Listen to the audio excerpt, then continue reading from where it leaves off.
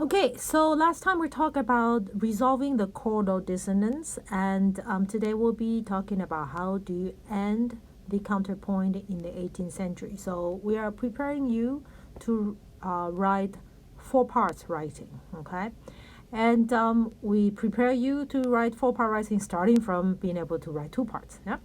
And to end the counterpoint in the style of 18th century, very easy. It involves a 5/1 cadence, yeah, which means you're going to be dealing with the chordal dissonance that we worked on last time, and this is also from chapter 11. And something to note, in the ebook, the textbook, ending the counterpoint is covered first, but in your assignment in the note flight on the musician's guide online, the exercise starts with opening the counterpoint, and that one we will cover next time. So when you look for the assignments for this particular slide, make sure you look after, like the assignments, and make sure you look not the first few ones, like the after the opening. So just make sure you look for the right assignment. That's all I'm saying. Okay. All right. So how do we end the counterpoint in the 18th century? So we mentioned a little bit before that the 2 parts is going to imply some kind of harmony. And to end it, of course, we're going to imply some kind of 5/1 cadence. And the cadences can be strong, can be not as strong, and or can be very weak in terms of how established the tonality is. Okay, so let's look at the baseline. So any kind of root position 5/1 is a strong cadence. It's a strong ending. So the baseline can be so la sol do. That's this one right here. Fa sol do, re sol do sol do. So you can always practice those patterns in your singing as well, because those are very common closing patterns. And the second line is the minor. Re, sol, do, fa, sol, do, re, sol, do, sol, do. So those are the bass lines that you can write to make a strong ending. The one that's not as strong is, it's also a 5/1 cadence, but the 5 chord or the 1 chord can be in inversion. So for example, this one, less conclusive.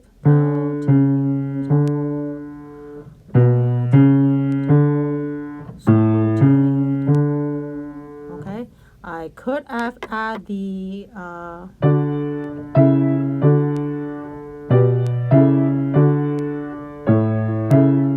maybe we put the harmonies to the bass line, yeah. For the one that's totally not strong is the one that doesn't end on 5 at all. Yeah, and more often than not, it will end on the dominant, and we call this kind of ending a half cadence. You know, it sounds like it's finishing halfway. So we are in G major.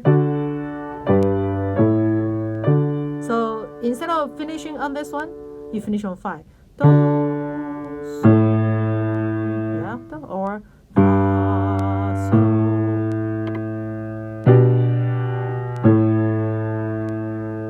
In minor, second line.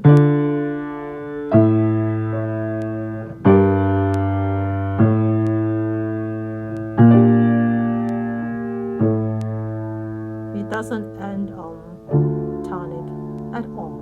So this is called inconclusive. So that's the bass line. The options you can have. And the options for your melody line, again, there are some that are stronger than the other as far as the indication of a tonality goes. So the strong ones are the one that end on do, especially with the T do or Re do patterns. And we have practiced singing this last semester. So we're in D major.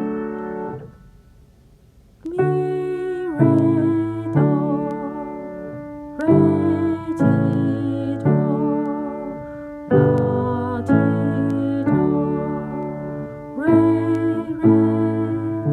those are very strong melodic line to end. In minor, re, re, do, re, ti, do, la, ti,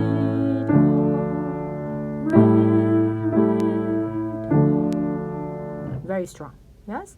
For those are not as strong, is the one that doesn't end on do, but it ends on other notes in the one chord. So it can be mi or so, or may or so. So in this case, instead of ending on D, you will end on F sharp, which is mi, or A, which is so.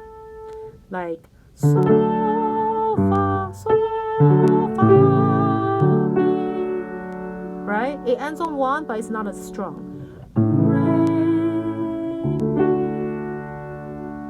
It's in minor, so, fa, mi.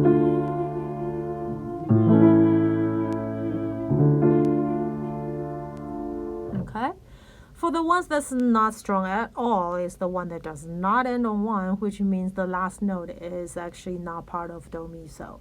It's more often than not part of a 5 chord, which can be to, so, ti, re, and if it's 5/7, a fa. Yeah. La, so, and that's the end. Yeah. So you're missing the do. You're missing that. Right. Fa, mi, re, and that's it. All right. So see, it doesn't sound ending at all, and then or re, do, ti, right? Or le, so, fa, mi, re, do, ti. It doesn't end because it doesn't go to do. I just have to do the resolution for myself. So that's that, okay? So now let's put them together to write the two parts, the ending part of it at least. Eventually you're going to learn to write two voices, all right? But that's after I come back. All right, so again, when you put two voices together, there's also stronger ending versus weaker ending. So the one that's strong is, for example, the first measure, measure A, you have the 5/1 cadence. We're in G major now, so you have 5/1 cadence in root position, and you have so do, and then your soprano end on do. Very strong. Okay? Same thing with the second measure, example B, re, re, sol, ti, do. Root position 5/1, melody ends on 1, very strong. But example C, your melody ends on mi, it does not end on do. So even though your left hand is still so do, but because your right hand, fa, mi, does not end on do, so this is not as strong. Same reason for example D. Okay? For those not strong at all would be the ones that's in inversion in your left hand. So you see how the bass is more important, right? The bass has to be strong because that's the foundation. So if your bass ended up inverted, like example E and F, then it's not strong at all, even if your melody ends on do, but your bass is shaking. Yeah, your bass is shaky, so it's not as strong. So your right hand, example E, re, do, but that's not as strong as so do. Yeah, same thing with the example F. That's not as strong. Doesn't mean that they're wrong. You can still write them. Okay, we're just talking about the strength of the ending. But you can write any of those. Those are acceptable endings for you to choose from. And that's it for ending the two-part writing in the style of 18th century. Now, you're going to complete two exercises, and in the note flight online, I think they're on the same page. Make sure you find the correct one, okay? It's 2A, not 1A, because 1A is going to be for next time. It's 2A and B, chapter 11.2.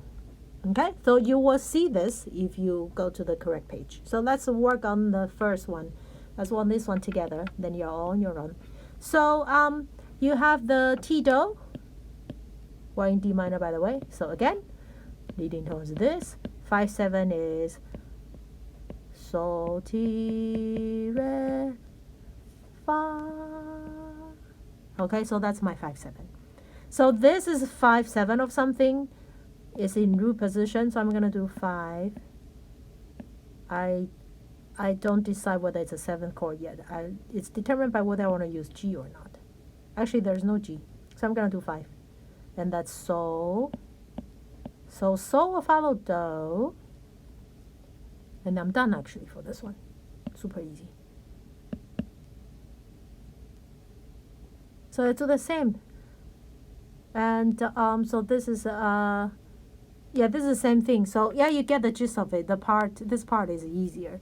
What about part 2? I didn't give you the part 2. But okay, I think that should be enough for you. If you have any question, just email me, all right?